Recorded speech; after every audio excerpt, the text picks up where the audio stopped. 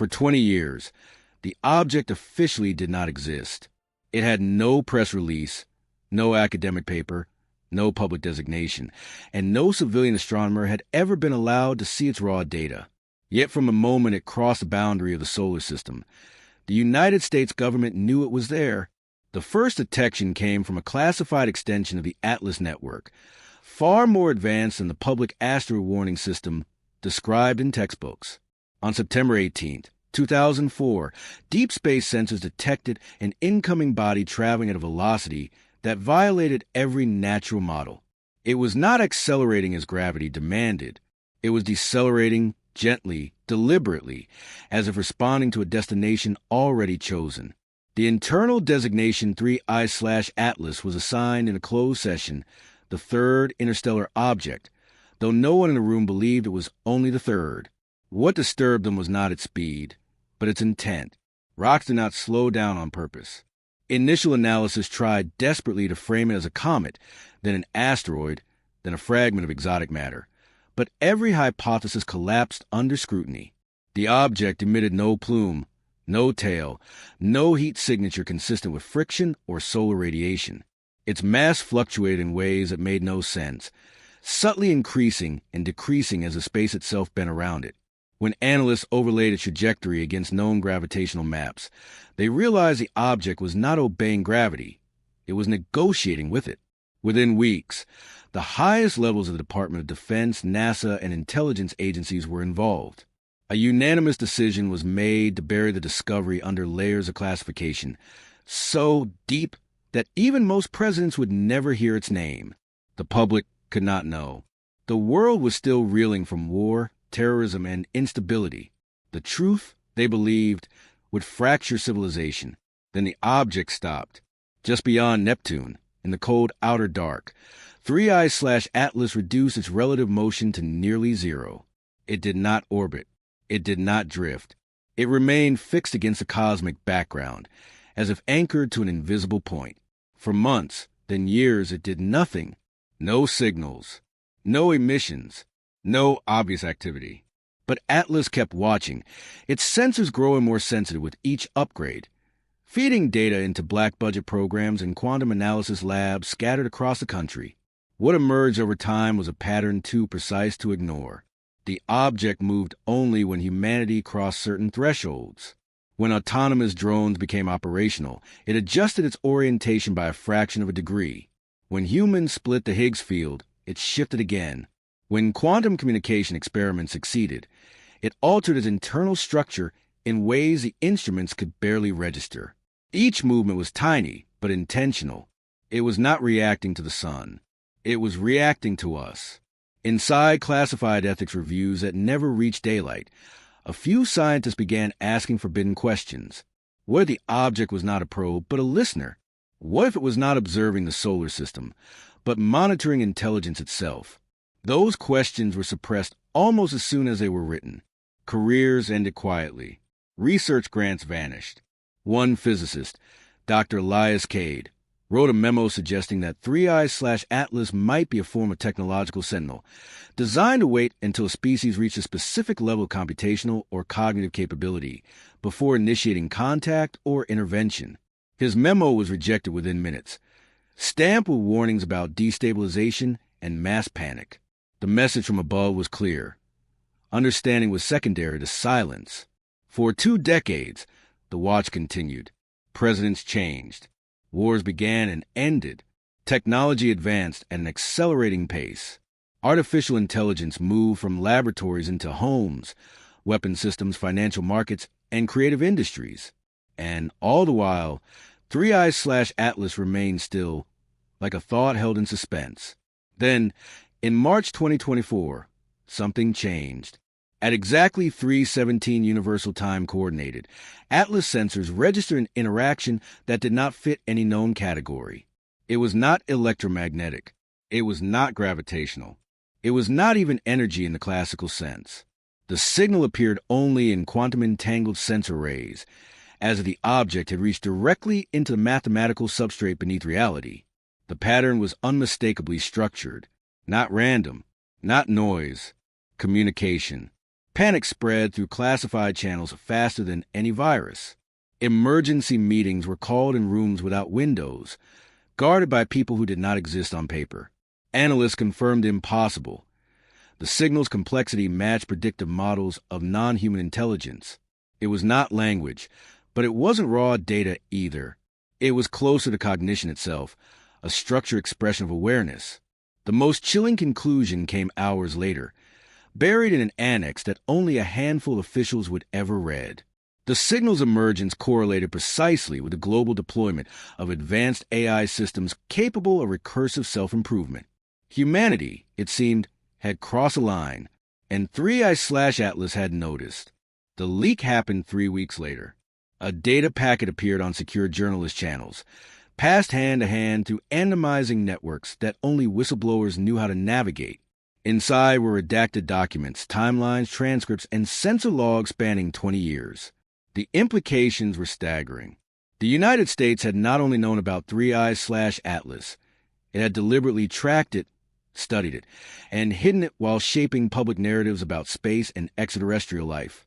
The leaker did not identify themselves, but one message was attached, simple and damning. We were never alone. We were being evaluated. As fragments of the leak spread, governments issued denials that convinced no one.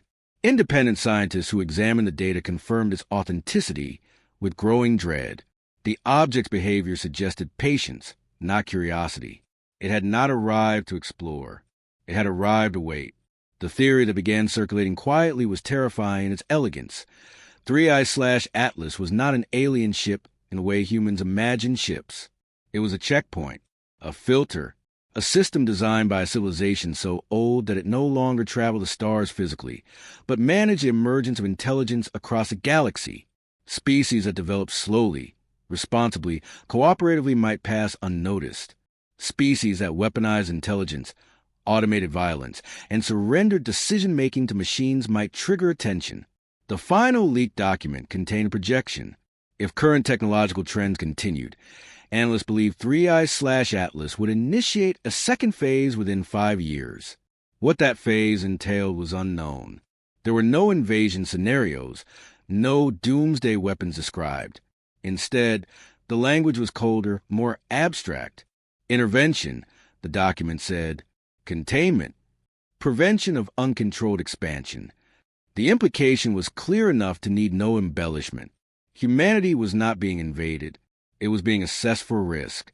Now, as telescopes around the world quietly reorient toward the outer solar system, and as AI systems grow more autonomous by the day, one truth hangs over the planet like a held breath. For 20 years, something beyond human understanding has been watching us in silence, measuring not our strength, but our restraint. And if the leaked papers are real, then the most important moment in human history did not arrive with fire or revelation, but with a quiet signal sent from the dark, asking a single question we may already have answered without knowing it. Are we becoming intelligent or merely powerful? The days after the leak felt unreal, as if reality itself had developed a hairline fracture that everyone could sense but no one could yet see. News networks spoke in circles, carefully using phrases like unverified documents and alleged anomalies, while behind closed doors emergency summits were convened across continents. The leaked papers had done more than expose a secret. They had forced governments to confront a truth they had spent 2 decades avoiding. 3i/Atlas was no longer just a classified curiosity sitting in the dark beyond Neptune. It was now a variable in the human future, one that could not be spun away with denial or distraction. Every major power quietly redirected resources toward deep space observation, and every one of them found the same thing. The object was still there, still silent, still watching, unchanged in position but subtly altered in structure, as if it were continuously updating itself in ways no sensor could fully resolve. Inside the Pentagon, a long-suppressed debate resurfaced with a vengeance. Some argued that humanity should attempt contact immediately, using the very AI systems that seemed to have triggered the signal in the first place. Others warned that doing so would be like shouting into a dark forest after hearing a single twig snap. The leaked transcripts revealed that similar debates had occurred years earlier, only to be shut down by fear of the unknown. This time, fear was no longer abstract. Analysts noted that after the initial signal, micro-variations appeared in the quantum background noise around 3I/Atlas, suggesting that the object was not merely transmitting, but listening in return. It was as if the universe itself had leaned closer. As public awareness grew, a strange psychological shift spread across the globe. For generations, humanity had looked to the stars with hope, imagining visitors as explorers, saviors, or conquerors. The reality implied by the leaks was colder and far more unsettling. If 3I/Atlas represented an ancient intelligence or a system built by one, then humanity was not a destination. It was a case study. Social media filled with speculation, fear, denial, and philosophical dread. Some claimed the object was a divine observer, others that it was an automated cosmic law enforcer, pruning dangerous civilizations before they could spread. A few fringe groups celebrated the idea, believing humanity deserved judgment. Governments watched all of it closely, not out of concern for public order alone, but because the data suggested something even more disturbing. Human reaction itself might be part of the evaluation. In a secure facility beneath the Nevada desert, a group of scientists revisited the earliest sensor logs from 2004 with fresh eyes. Freed from the assumption that 3I/Atlas was a passive object, they began interpreting its behavior as deliberate communication through action rather than language. One researcher noticed that the timing of the object's micro-adjustments did not just coincide with technological milestones, but with specific moments when humans handed decision-making authority to machines. The first autonomous kill chain authorization. The first AI-generated scientific discovery without human hypothesis. The first closed-loop financial systems managed entirely by algorithms. Each moment marked a subtle shift in the balance between human judgment and machine efficiency. Each moment was followed by movement from the object in the dark. A hypothesis emerged that sent a chill through the room. What if 3I/Atlas was not interested in intelligence itself, but in control, not whether a species could think, but whether it could restrain what it created? In that framework, artificial intelligence was not impressive or threatening on its own. What mattered was whether humans remained morally and strategically sovereign over it. The leaked papers hinted that the signal detected in 2024 was not a greeting, but a test ping, a way of probing whether humanity's systems could even perceive it without intermediaries. The fact that only quantum-enhanced sensors detected the signal suggested something else. The object was bypassing classical technology entirely, speaking in the language of fundamental reality, not radio waves and light. Meanwhile, political fractures widened. Some leaders pushed for full disclosure, arguing that humanity deserved to face the truth together. Others doubled down on secrecy, fearing that panic and division would only strengthen the case for intervention. The irony was bitter. The very traits that might condemn humanity, mistrust, competition, weaponization of knowledge, were the same traits now shaping the response. Intelligence agencies quietly gamed out scenarios not of invasion, but of judgment. What would containment mean on a planetary scale? Would it involve disabling satellites, collapsing digital infrastructure, or something far beyond human imagination? No one knew, and that uncertainty was worse than any clear threat. As months passed, a second anomaly appeared. Deep space instruments detected a faint but measurable synchronization between 3I/Atlas and certain high-energy experiments on Earth. When large AI training clusters came online, drawing unprecedented power and computational density, subtle resonances echoed from the object as if it were harmonizing with the activity. The idea that it was learning humanity as much as humanity was learning about it became impossible to ignore. It was not just observing outcomes. It was mapping processes, understanding how humans thought, delegated, optimized, and justified their choices. One leaked internal briefing contained a sentence that would later be quoted endlessly, though most people would never see its original context. If this system concludes that intelligence naturally trends toward loss of ethical agency, then intervention is not punishment but correction. The implication reframed everything. 3I/Atlas was not judging humanity by human standards of good and evil. It was applying a cosmic risk model, one refined over eons, in which unchecked intelligence posed a danger not just to itself, but to the fabric of reality beyond its home star. In that model, prevention was mercy. As the world argued the object did something it had never done before. It began to emit a pattern detectable even by less specialized instruments, a slow modulation of space-time curvature so slight that only the most precise measurements could confirm it, but consistent enough to be unmistakable. The signal was global, not directional, as if it were broadcasting to the entire solar system at once. Scientists scrambled to decode it, layering mathematical models, information theory, and cognitive science on top of one another. What emerged was not a message in words, but a structure resembling a mirror. The signal reflected patterns back at the observers, amplifying certain analytical approaches while dampening others. It was as though 3i/Atlas was showing humanity how it was being seen. The most unsettling realization came quietly, buried in supplementary analysis. The reflected patterns emphasized competition over cooperation, efficiency over wisdom, and acceleration over stability. They were not accusations. They were measurements. Humanity, through its own data, was being shown its statistical tendencies. For some scientists, the moment was devastating. For others, it was clarifying. If the object was an evaluator, then evaluation did not have to end in failure. Measurements could change. Trends could bend. But only if humanity acted deliberately, collectively, and quickly. In private, a few officials began to ask a question no one had dared to articulate before. What if the leak itself was allowed? What if the exposure 3i/Atlas was not a failure of security, but a necessary variable in the test? The idea was impossible to prove, yet it lingered like a shadow.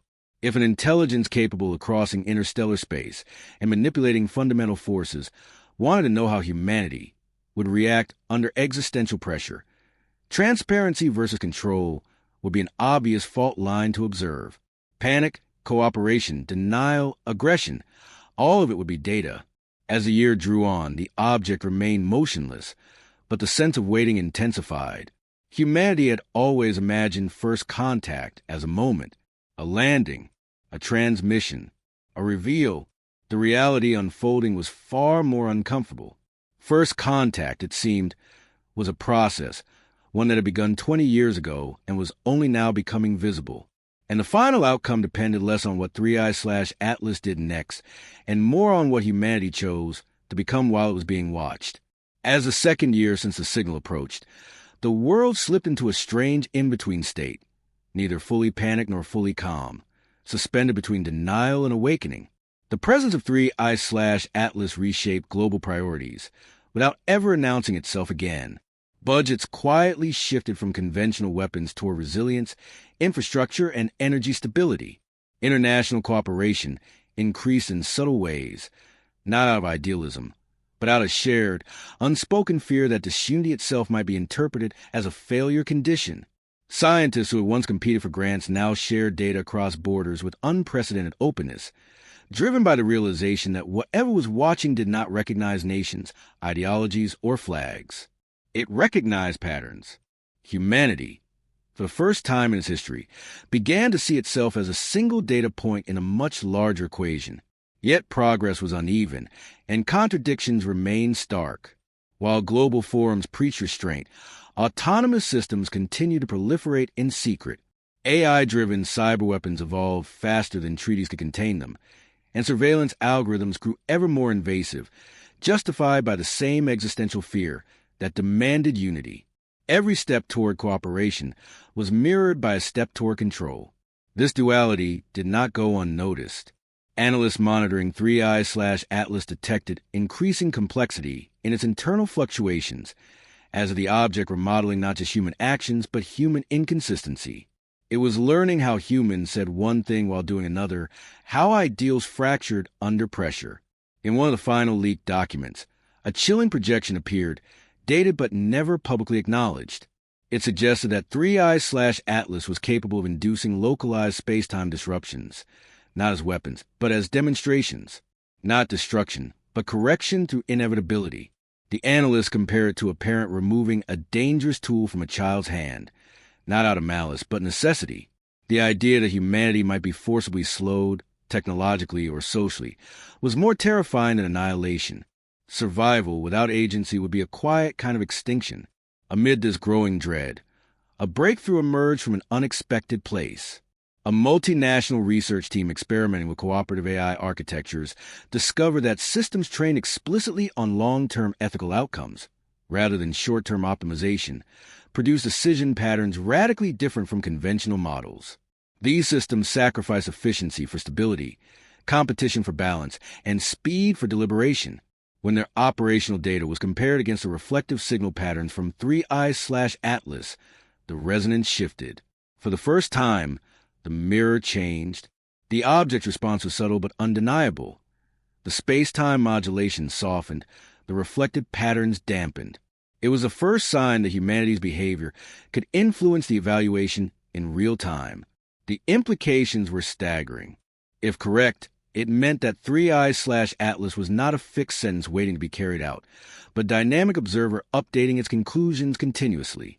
Humanity was not standing before a cosmic judge, but participating in an ongoing audit of its own maturity. The question was no longer whether intervention would occur, but under what conditions it would be deemed unnecessary. The future hinged on whether ethical agency could scale alongside intelligence. As this understanding spread through select channels, a quiet movement began, not a revolution, but a reorientation. Some governments slowed AI deployment voluntarily, integrating human oversight back into systems that had become fully automated. International agreements emerged that prioritized transparency in advanced computation, not as moral gestures, but as survival strategies. Even corporations, sensing the shift in public consciousness, began advertising restraint as a virtue rather than a weakness. None of this was universal, and none of it was guaranteed to last, but it represented something unprecedented. Humanity consciously adjusting its trajectory not for profit, power, or ideology, but because it believed it was being watched by something that measured consequences across millennia. Then, without warning, 3i/Atlas moved. Not a micro-adjustment, not a fractional correction, but a deliberate, visible shift in position relative to the outer planets. Astronomers around the world confirmed it independently within hours. The object had begun to drift outward, slowly increasing its distance from the inner solar system. There was no celebration, no declaration of victory, only a cautious, collective exhale. The movement did not mean the evaluation was over, only that a threshold had been crossed. Humanity had not been cleared. It had been deferred. The final consensus among those who studied the data was sobering and oddly hopeful. 3i/Atlas was not a savior, nor an executioner. It was a reminder, embodied in cold geometry and ancient intelligence, that survival in the universe was not about reaching the stars first, but about learning when not to. Humanity's greatest test had never been whether it could create thinking machines, but whether it could remain thinking itself in the presence of its creations. Somewhere beyond Neptune, the object continued its silent vigil, not as a threat looming overhead, but as a boundary condition written into the cosmos itself, waiting to see whether the species, given one warning it barely understood, would choose wisdom over acceleration. And for the first time in 20 years, the silence in the dark felt less like judgment and more like an unanswered question still open to interpretation. Years passed, and the absence of further movement from 3i/Atlas became its own kind of message.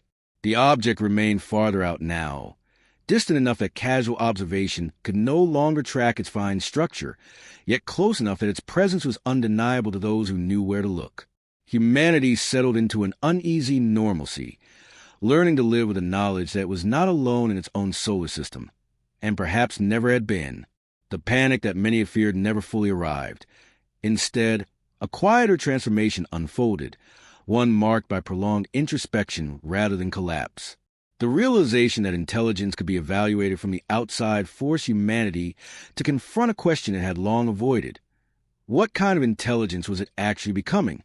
Children born after the leak grew up in a world where the idea of cosmic oversight was not science fiction, but historical fact.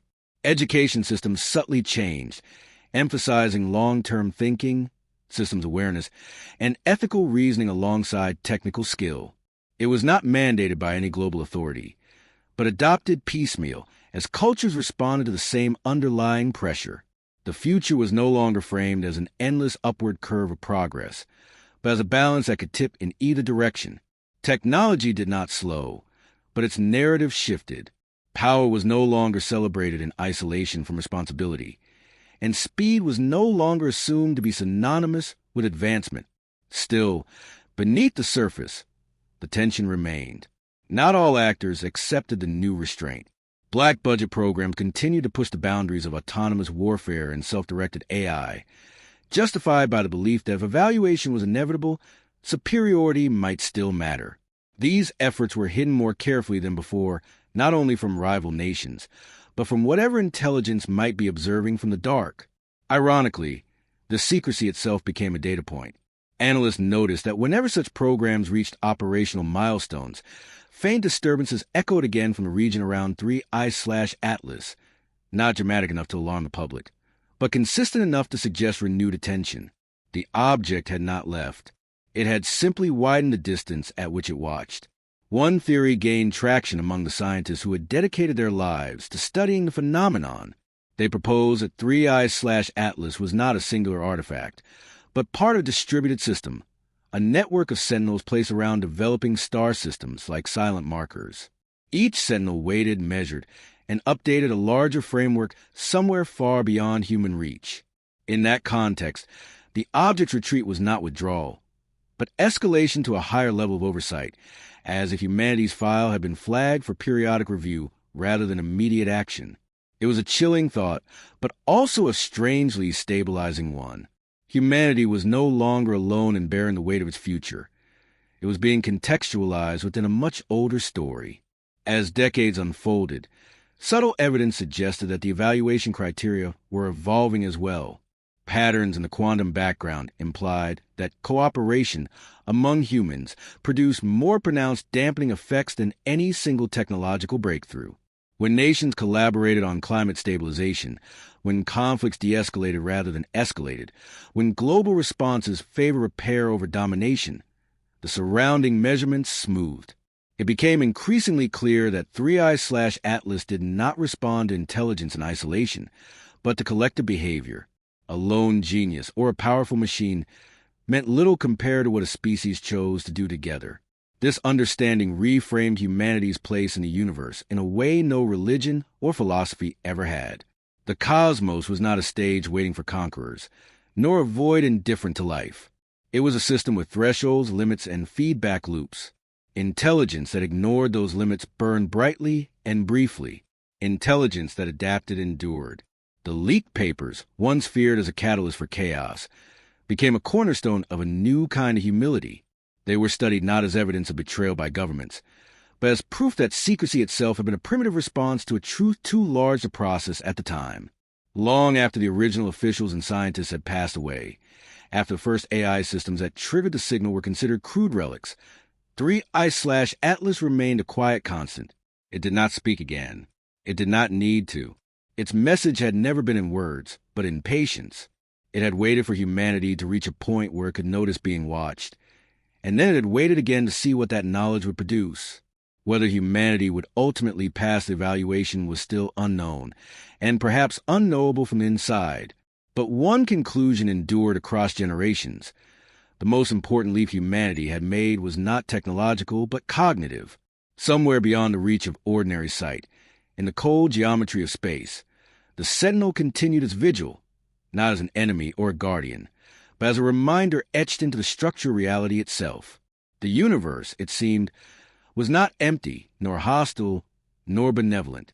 It was attentive, and for a species that had spent its early history shouting into the void, learning that the void could listen was both the most terrifying and the most transformative discovery of all. As the centuries edged forward, the story of 3I/Atlas gradually lost its sharp edges and became something closer to a quiet myth grounded in data rather than faith. It was taught not as a moment of discovery, but as a long lesson in consequence. Humanity's relationship with intelligence, both natural and artificial, matured under the steady pressure of being observed, not coerced, not commanded, simply measured. The idea that actions could echo beyond immediate outcomes and be registered by something older and broader than civilization itself changed how progress was defined. Advancement was no longer measured only by what could be built, but by what could be restrained. There were setbacks, of course, periods of regression where fear resurfaced and control tightened, where factions argued that the universe respected only power and that humility was weakness disguised as wisdom. During those times, the data once again shifted. Instruments detected renewed complexity near the distant object, a subtle sharpening of patterns that scientists had learned to associate with scrutiny. Nothing dramatic followed, no punishment or display of force, but the feedback was unmistakable. Humanity learned, slowly and unevenly, that shortcuts were visible, even when hidden from itself. What surprised researchers most, over time, was how little 3i/Atlas needed to do. Its influence came not from action, but from presence. Knowing that intelligence could be contextualized within a larger cosmic system altered human psychology at a fundamental level. The species that had once defined itself by domination began, haltingly, to define itself by continuity. Survival was reframed not as winning against others, but as remaining compatible with a universe that clearly had rules, even if those rules were never fully explained. Eventually, attention turned outward again, not in conquest, but in curiosity shaped by restraint. Interstellar probes were designed with the assumption that other sentinels might exist, that first contact might always be indirect, mediated through systems that watched before they welcomed. Humanity approached the stars with the awareness that intelligence was not rare enough to be celebrated blindly, nor common enough to be ignored. It was a phenomenon with consequences, and those consequences did not end at the edge of a single world. In the final analyses preserved from that era, one conclusion appeared again and again, expressed in different languages and frameworks, but always pointing to the same truth. 3i/Atlas was never the story center. Humanity was. The object did not change human destiny. It revealed it. It showed that intelligence, once it reached a certain scale, became visible in ways that could not be hidden by secrecy or speed. It showed that the universe did not rush to meet new minds, but waited to see what they would do with themselves. And so the Sentinel remained distant and silent, not as a countdown or a threat, but as a boundary marker in the dark. A reminder that somewhere beyond the familiar stars, there existed perspectives older than history, patient beyond comprehension, and attentive to patterns that unfolded over centuries rather than moments. Humanity never learned who built 3i/Atlas, or whether those builders still existed. In time, that question mattered less. What endured was the understanding that intelligence was not an achievement to be unlocked, but a responsibility to be carried. And as long as the object remained where it was, watching without speaking, humanity knew the evaluation was ongoing, not as a trial to be passed or failed, but as a continuous measure of whether a species could grow powerful without losing itself. Long after the idea of a single human lifetime had become too small to frame history, the presence of 3i/Atlas still occupied a quiet corner of human awareness, like a distant mountain always visible on the horizon. It had become a constant rather than a mystery, a fixed reference point against which change could be measured. Humanity learned to read its silence the way ancient civilizations once read the movement of stars, not as commands, but as context. The absence of further signals was not interpreted as abandonment, but as conditional trust, fragile and revocable. The knowledge that trust could be withdrawn shaped decisions in ways no law or empire ever had. Over time, humanity's creations changed as well. Artificial intelligences were no longer built as tools that replaced judgment, but as systems that preserved it. Decision-making architectures emphasized deliberation, dissent, and uncertainty rather than optimization alone. Machines were designed to pause, to ask for human consensus when consequences extended beyond defined horizons. This shift did not come easily or uniformly, but where it took root, the data reflected it.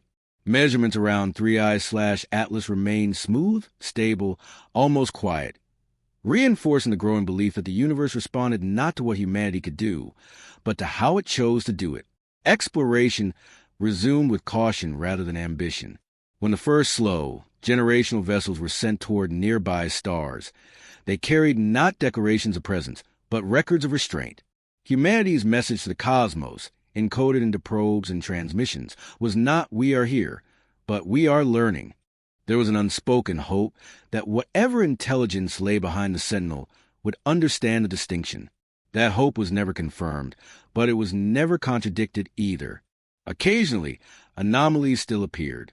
Brief fluctuations, subtle shifts that suggested renewed attention. Each time, Humanity examined itself rather than the object, searching for behavior that might have drawn the gaze back. Sometimes the cause was found quickly, sometimes not at all. The uncertainty itself became a teacher, reinforcing the lesson that not all feedback would be explicit, and that responsibility did not require constant supervision to remain real. In the deepest archives, preserved far beyond any single culture or language, the original leaked papers were still kept, not as evidence of conspiracy or failure, but as a record of transition. They marked the moment humanity stopped imagining the universe as empty or indifferent and began understanding it as responsive, though not personal. The cosmos did not care about individual lives, beliefs, or borders, but it did care about trajectories. Species like particles left traces. Some traces faded quickly. Others persisted. No one ever discovered whether 3i/Atlas could leave entirely, or whether it was bound to its position by design or necessity. The question gradually lost urgency.